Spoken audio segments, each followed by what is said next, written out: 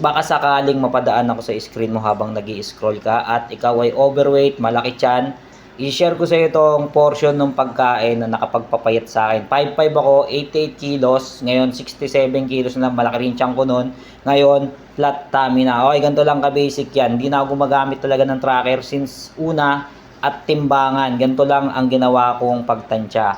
Kumuha ako ng pasta plate. Then half cup of rice, isipin nyo half cup yan, pero yung gulay ko madami. Yung binawas ko sa kanin ko, dito ko babawiin sa aking gulay na merong anak ng tokwa. Then kung mapapansin nyo sa iba kong video, madalas na isda lang is bangus, kasi ito lang din talaga ang masarap i-air fry. Nagtumesting ako ng ibang isda pero ang gara ng lasa, di siya ganun kasarap. So para mas madali sa inyo, kung ano yung portion na kinain nyo ng tanghali, yun na rin yung kainin nyo nung gabi. Ganyan lang din, uulitin nyo lang. Ganyan talaga rito, kailangan masanay kang paulit-ulit yung kinakain mo kung gusto mo talaga ng resulta. Gumawa ka ng homemade juice or eto, fresh buko. Yan, mababawi yung mga sustansyang kailangan mo. Katulad nito, fresh buko yan.